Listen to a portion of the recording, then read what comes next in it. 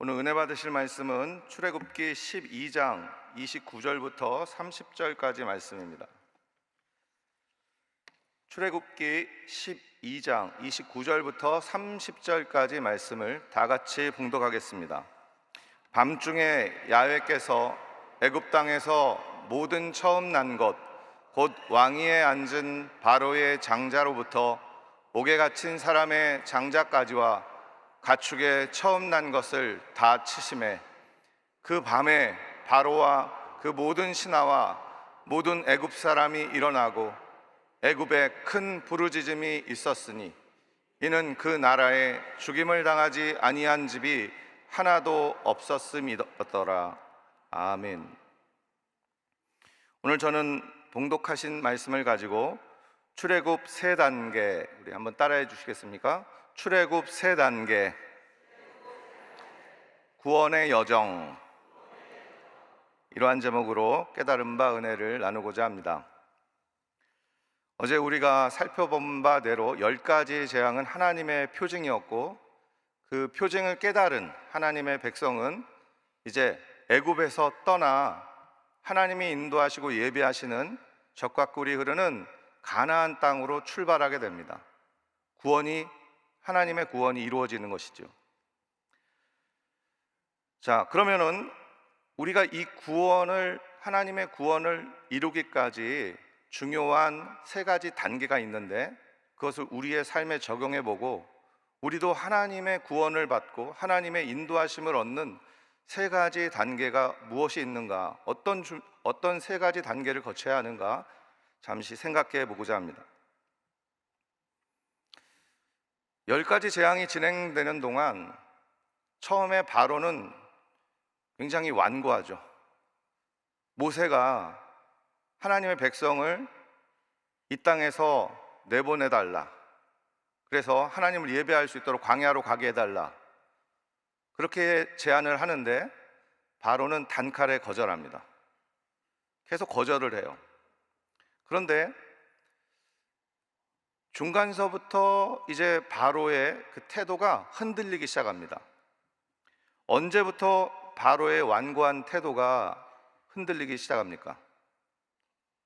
언제부터 이제 모세의 제안에 조금씩 타협을 제시하는지 우리가 한번 살펴봐야 되는 것입니다. 바로가 흔들리지 않고 거절하다가 갑자기 이제 자신의 마음에 어떤 그 충격을 받고 태도를 바꾸기 시작한 것은 파리 재앙, 다시 말해 네 번째 재앙부터입니다. 네 번째 재앙을 겪고 나서 바로는 모세에게 타협안을 제시합니다. 출애굽기 8장 25절에 보니까 바로가 모세와 아론을 불러 이르되 너희는 가서 이 땅에서 너희 하나님께 제사를 드리라. 그래, 제사를 드리긴 드리는데 저 멀리 갈 것까지 뭐 있냐? 여기 애굽에서 드리라는 것입니다. 여기도 좋은 곳 많으니까 여기에서 드리라는 것입니다. 모세는 단칼에 거절합니다. 뭐라고 하냐면 모세는 우리 하나님 야훼께 제사를 드리되 우리에게 명령하시는 대로 하려 하나이다. 하나님의 명령대로 우리가 따라서 광야에 가서 제사를 드리겠다는 말이에요. 당신이 말하는 그것에 나는 타협하지 않겠다는 것입니다. 그리고 나서 한참 뭔가 모세의 흔들리는 자세가 보이지 않다가 8번째 재앙, 메뚜기 재앙을 겪고 나서 또 바로의 흔들리는 그런 모습을 볼 수가 있습니다. 출애굽기 10장 10절 이하에 보면 바로가 그들에게 이르되 내가 너희와 너희 어린아이들을 보내면 야훼께 너희와 함께함과 같으니라. 보라, 그것이 너희에게는 나쁜 것이니라. 그렇게 하지 말고 너희 장정만 가서 야훼를 섬기라. 이것이 너희가 구하는 바니라. 이에 그들이 바로 앞에서 쫓겨나니라. 뭐라고 타협안을 제시합니까? 너희 어린아이들 같이 가는 게 좋지 않다. 너희 어린아이들은 여기 남겨두고 가라. 어른들만 갔다 와라.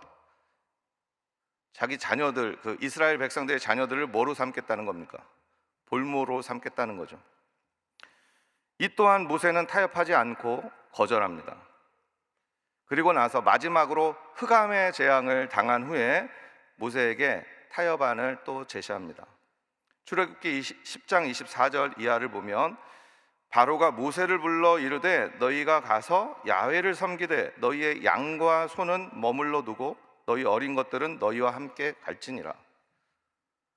이제 그냥 흑암 재앙까지 된통 당하니까 바로가 모세에게 그래 어린아이들 데려가 그 대신 너희 양과 소는 여기 놔두고 가라. 양식과 재산은 다 놔두고 가라는 거죠.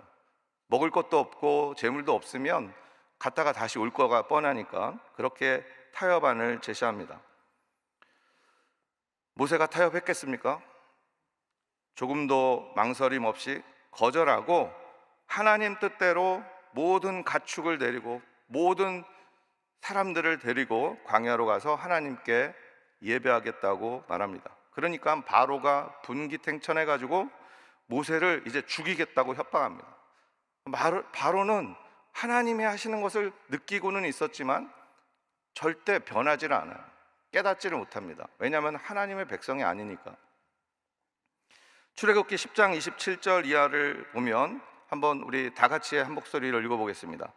야훼께서 바로의 마음을 완악하게 하셨으니 그들 보내기를 기뻐하지 아니하고 바로가 모세에게 이르되 너는 나를 떠나가고 스스로 삼가 다시 내 얼굴을 보지 말라. 네가 내 얼굴을 보는 날에는 죽으리라. 모세가 이르되 당신이 말씀하신 대로 내가 다시는 당신의 얼굴을 보지 아니하리이다. 바로가 이제 나 다시 내 앞에 나타나면 넌 죽은 목숨이다 이 말을 하는 거예요. 그리고 모세도 이제 더 이상 왕의 앞에 나타날 일이 없습니다 이렇게 얘기합니다. 이제 이것이 이제 마지막 10번째 재앙 이후에는 끝이라는 것을 모세는 알고 있었기 때문이죠. 여러분 지금까지 이렇게 쭉 자세하게 살펴봤는데 바로와 모세의 태도의 차이가 보이십니까? 바로는 끊임없이 타협안을 제시합니다.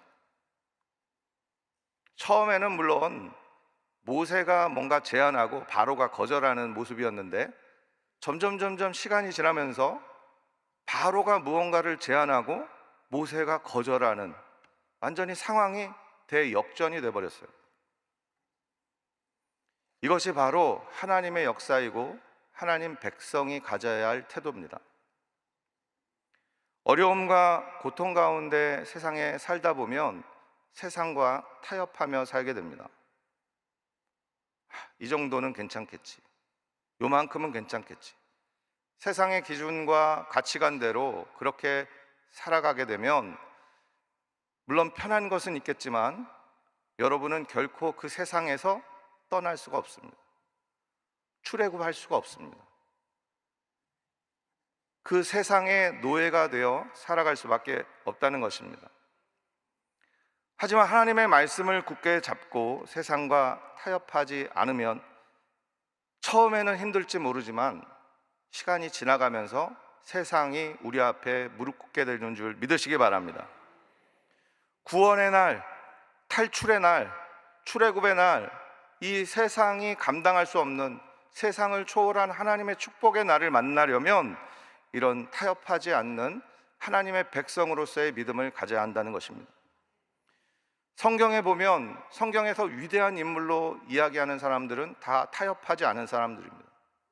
하지만 성경에서 무언가 안 좋게 얘기하고 무언가 이렇게 부정적인 면을 보여주는 사람들은 다 하나님을 처음에 따랐다가 세상과 타협한 사람들입니다. 타협하지 않은 사람들을 한번 생각해 봅시다. 다니엘이 어떻습니까?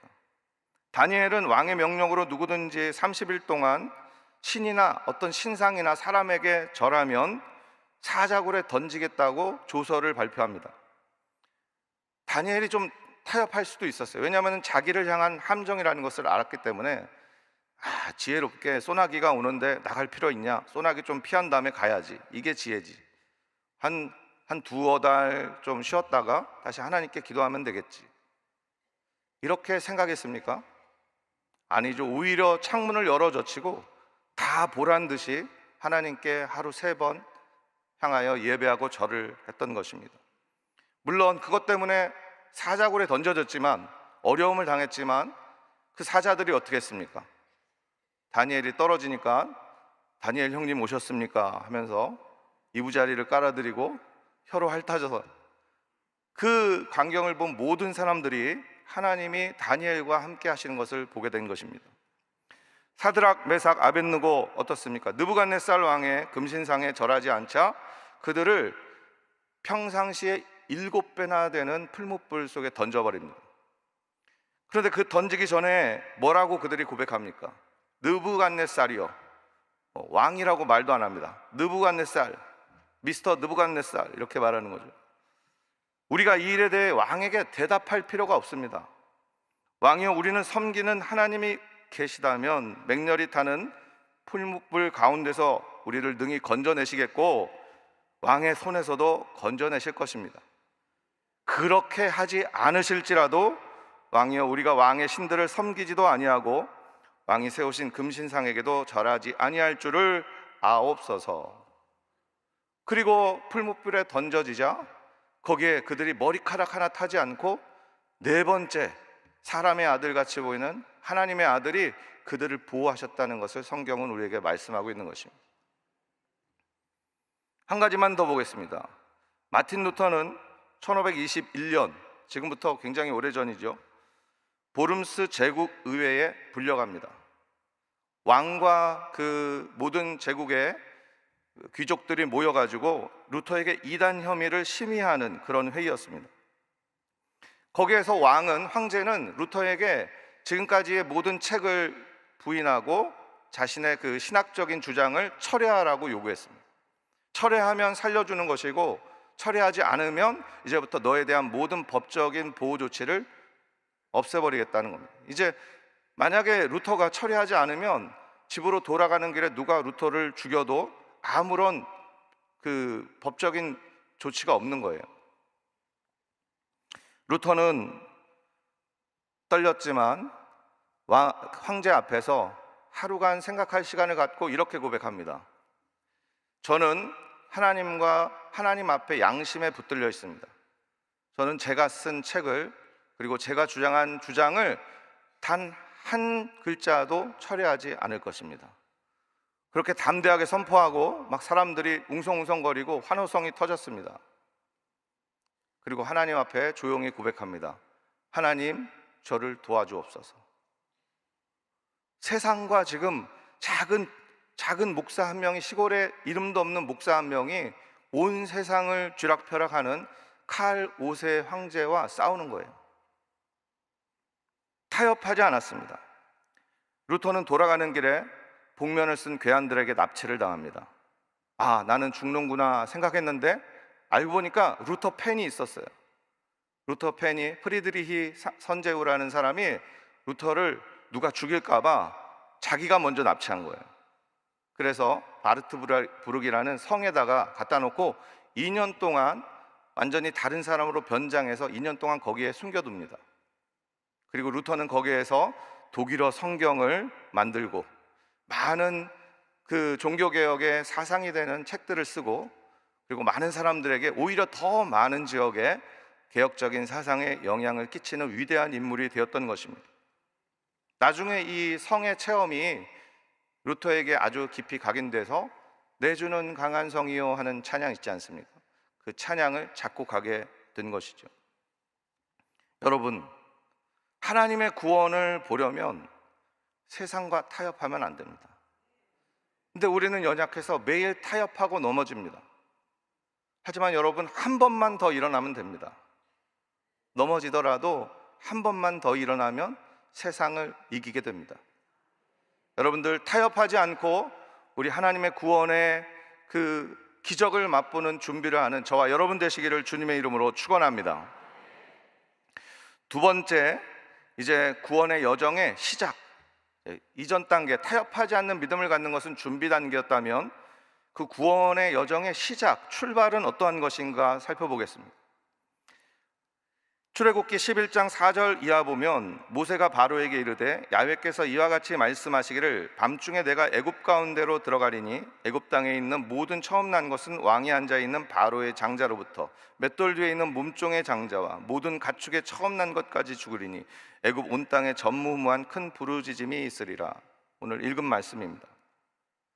드디어 야훼 하나님이 애굽에서 종살이하던 이스라엘 백성들을 고통 속에서 건져내셨습니다. 바로의 그 처절한 저항은 정말 철저하게 깨어지고 말았습니다. 그 저항은 10가지 재앙이 진행되는 동안 계속됐지만, 그렇게 해서 계속해서 지지부진했지만 마지막 재앙, 장자의 죽음, 단 하룻밤에 일어난 사건으로 완전히 바뀌어버리고 맙니다. 구원은 단 하룻밤 사이에 일어난 것입니다. 우리 가운데 하나님이 역사하시면 단 하룻밤이면 충분합니다. 지지부진한 것 같고 계속해서 어려움이 닥치는 것 같더라도 하나님이 역사하시면 단 하룻밤에 우리의 모든 고난과 고통이 바뀌는 줄 믿으시기 바랍니다. 히스기야 왕이 제14년에 아수르 왕 사네립이 올라와서 온 유다성을 전멸시키고 예루살렘 성 앞에 이제 예루살렘을 진멸하기 위해 몰려옵니다. 그때 먼저 시종 장관이 랍사게를 보내가지고 이제 타협을 시작을 하죠. 그 랍사게가 히스기야 왕의 시종 그 부하들에게 아주 하나님을 능멸하는 말, 히스기야 왕을 모욕하는 말로 그들을 완전히 철저히 모욕을 줍니다. 그때 유다 백성들이 다 성에서 보고 듣고 있는데 그 랍사게가 유다 말로 하는 거예요. 그러니까 사람들이 다 그것을 듣고 하나님이 모욕을 당하는 것, 자기 왕이 모욕을 당하는 것, 이것들을 다 들으니까 탄성이 터져 나옵니다. 탄식이 터져 나옵니다. 그러니까 히스기야의 그 신하들이 제발 우리나라 말로 하지 말고 너희 아수르 말로 해달라고 얘기합니다. 사람들이 못 알아듣게. 하지만 계속 이스라엘 말로, 유다의 말로 하면서 하나님을 조롱하고 히스기야 왕을 조롱하죠. 이 소식을 들은 히스기야 왕이 옷을 그 자리에서 찢어버리고 베옷으로 갈아입고 하나님의 성전 앞에 무릎을 꿇습니다. 그리고 신하를 보내서 이사야 선지자에게 가서 하나님께 기도해달라고 눈물로 간청을 합니다. 이사야 선지자가 하나님께 응답을 받고 이렇게 왕에게 얘기합니다. 하나님이 말씀하셨습니다. 아수르 왕의 아첨배들이 나를 비방해서 한 말을 가지고 놀라지 말라. 내가 아수르 왕을 귀신에 사로잡히게 하여 뜬 소문을 듣고 자기 나라로 돌아가게 하겠고 그 후에 거기에서 칼에 맞아 죽게 할 것이다. 무시무시한 말씀이었어요. 실제로 열왕기하 19장 35절에 기록된 것은 이 밤에 야훼 사자가 나와서 아수르 진영에서 군사 18만 5천 명을 친지라. 아침에 일어나 보니 다 송장이 되었더라. 아수르 왕 사네립이 떠나 돌아가서 니느웨에 거주하더니 그가 그의 신 니스록의 신전에서 경배할 때 아드람멜렉과 사레셀이 그를 칼로 쳐 죽이고, 자기 아들들이에요. 아라랏 땅으로 그들이 도망하매 그 아들 에살핫돈이 대신하여 왕이 되니라. 이 역사는 성경에만 기록된 것이 아니라 대형 박물관에 가보면 거기에 아수르 제국의 그 역사에 대한 그 모든 그 고고학적인 자료들이 다 보관이 되어 있는데, 거기에 아수르가 유다를 침공했을 때 느부갓네살의 신하가 갑자기 어떤 알지 못할 이유로 전군을 회수하고 또 돌아가서 죽게 되는, 그 왕이 죽게 되는 이런 일들에 대해서 고고학적으로 증명이 되는 기록입니다. 어떻습니까? 하나님은 하룻밤이면 하십니다. 하나님의 역사는 오래 10년, 20년, 30년이 걸리는 역사도 있지만, 하지만 하나님이 또 작정하시면 하룻밤이면 끝나는 역사도 일어나는 줄 믿으시기 바랍니다. 이것이 구원입니다. 오래 걸리는 것이 아니라, 오래 걸리는 것처럼 보여도 단 하룻밤이면 그 구원을 만나게 되는 것이 우리의 구원이라는 것입니다. 그날이 오늘이 되시기를 주님의 이름으로 축원합니다. 이 새벽에 나와 기도하는 오늘이 되시기를 주님의 이름으로 축원합니다. 오랜 동안의 고통, 고난, 또 두려움, 눈물, 기도의 제목이 오늘 기도하는 시간에 응답받게 되시기를 주님의 이름으로 축원합니다. 마지막입니다. 이제 구원의 완성입니다. 구원의 완성은 마지막 재앙이 이 나라를 완전 다 곡소리로 가득 차게 만든 이후에 일어납니다. 그날 밤 이스라엘 백성은 숨을 죽인 채 이집트를 빠져나옵니다. 구원은 나팔 소리가 울리는 위대한 승리가 아니었습니다. 이스라엘 백성의 구원은 조용하게 탈출하는 것이었습니다. 애굽을 그냥 다 쓸어버리고 바로를 그냥 꺾어버리고 그 왕자를 뺏어서 딱 올라가는 것이 구원이 아니었다는 것입니다. 세상을 꺾어 이기는 것이 구원이 아니라 그 애굽으로부터 도망치는 것이 구원이었다는 거예요. 하나님의 구원이란, 이 승리란 뭐냐면 탐욕의 세상을 무너뜨리고 그 꼭대기에 앉는 것이 아니라는 것입니다.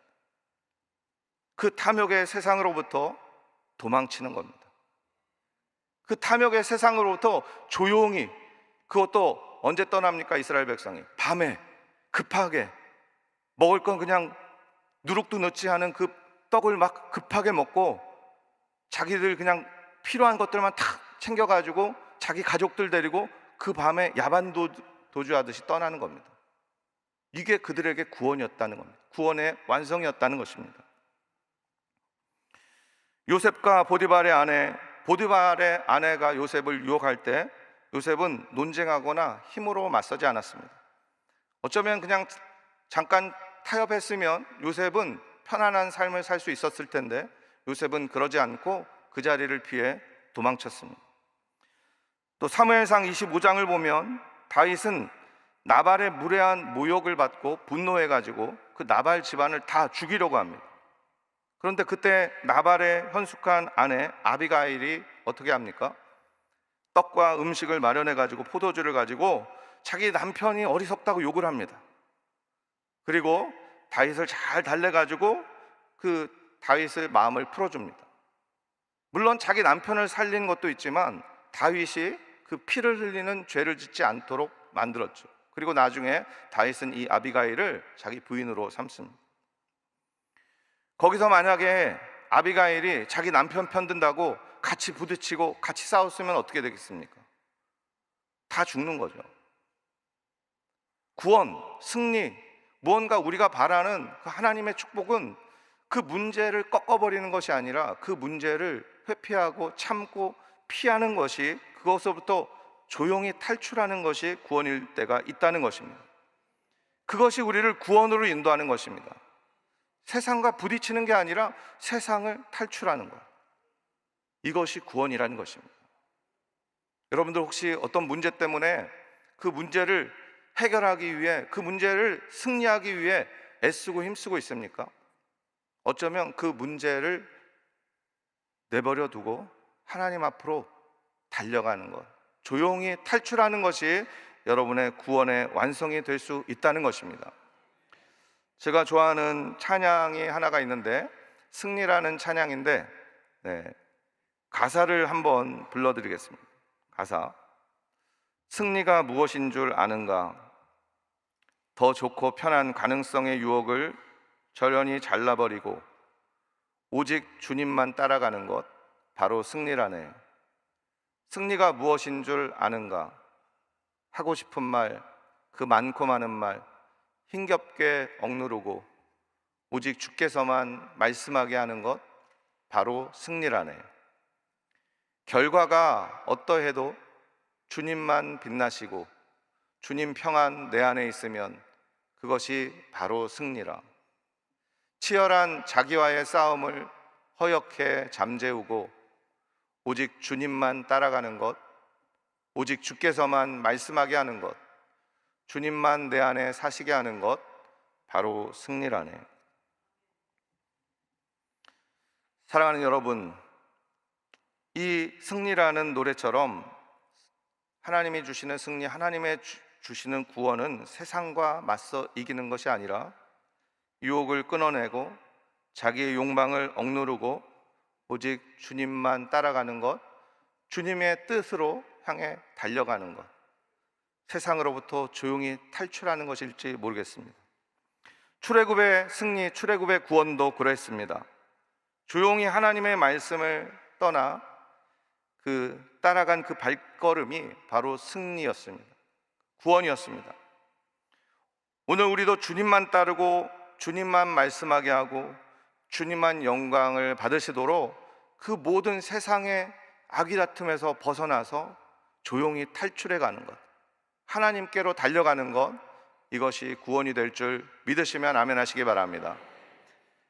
기도하겠습니다. 하나님, 오늘 말씀 통해 출애굽한 이스라엘 백성들의 그 세 가지 단계에 대해서 살펴보며 하나님, 우리도 삶에서 그러한 출애굽의 역사가 일어나기를 간절히 바라옵나이다. 문제가 해결되고 고통이 해결되고 하나님의 놀라운 축복의 길로 인도하심이 시작되는 그 구원을 만나게 하여 주옵소서. 다만 아버지 하나님, 이 우리가 생각한 것과 다른 출애굽의 여정이 우리의 삶 속에 시작될 수 있도록 성령께서 우리에게 지혜를 더하여 주시고 용기를 더하여 주시고, 그래야 우리 하나님 기뻐하시는 하나님 복된 하나님의 백성들로 살아갈 수 있도록 주여 도와 주시옵소서. 하나님 감사합니다. 몸이 아픈 곳에 있어 손을 얹고 기도하고 하나님 대신 중보하며 손을 얹고 기도합니다. 하나님, 저들의 모든 병을 치료하여 주시고 저들의 모든 연약함의 근원이 다 마르게 하여 주옵소서. 머리서부터 발까지 예수 그리스도의 보혈이 넘쳐나게 하여 주시고 모든 허약함이 다 떠나가게 하여 주옵소서. 모든 질병이 다 물러가게 하여 주옵소서. 모든 심장질환이 떠나가게 하여 주시고 모든 아버지 하나님 뼈, 마디, 근육 조직, 신경 조직의 병들이 떠나가게 하여 주옵소서. 마음의 우울함이 떠나가게 하여 주시고 하나님의 기쁨이 그 마음에 충만하게 하여 주옵소서. 하나님 대신 위하여 손 얹고 기도하는 그 손길에 하나님 축복하여 주시사 동일한 역사를 일으켜 주시옵소서. 하나님, 또 정성껏 구별하여 하나님 앞에 예물 드린 손길이 있습니다. 그 손길 하나님 만배로 갚아 주시고 하나님, 그 물질이 쓰여지는 곳마다 출애굽의 역사가 나타나는 귀한 물질 되게 축복하여 주시옵소서. 하나님, 사랑하는 교회 하나님의 성령으로 충만하게 하여 주시고 교회를 이끌어 가시는 사랑하는 당회장 목사님에게 성령의 기름을 부어 주시사 가는 곳마다 많은 사람을 출애굽시키고 많은 영혼들에게 우리 하나님의 진리를 전하는 귀한 사역이 넘쳐날 수 있도록 축복하여 주옵소서. 오늘 부르짖고 기도할 때 오늘이 바로 해결의 날, 문제 해결의 날, 구원의 날이 되게 하여 주옵소서. 하나님을 만나는 승리의 날이 되게 하여 주옵소서. 예수님의 이름으로 간절히 축복하고 기도하옵나이다. 아멘. 하늘에 계신 우리 아버지여, 이름이 거룩히 여김을 받으시오며 나라가 임하시오며 뜻이 하늘에서 이루어진 것 같이 땅 위에서도 이루어지이다. 오늘 우리에게 일용할 양식을 주시옵고 우리가 우리에게 죄진 자를 사하여 준 것 같이 우리 죄를 사하여 주시옵고 우리를 시험에 들게 하지 마옵. 다만 악에서 구하시옵소서. 나라와 권세와 영광이 아버지께 영원히 쌓옵나이다. 아멘.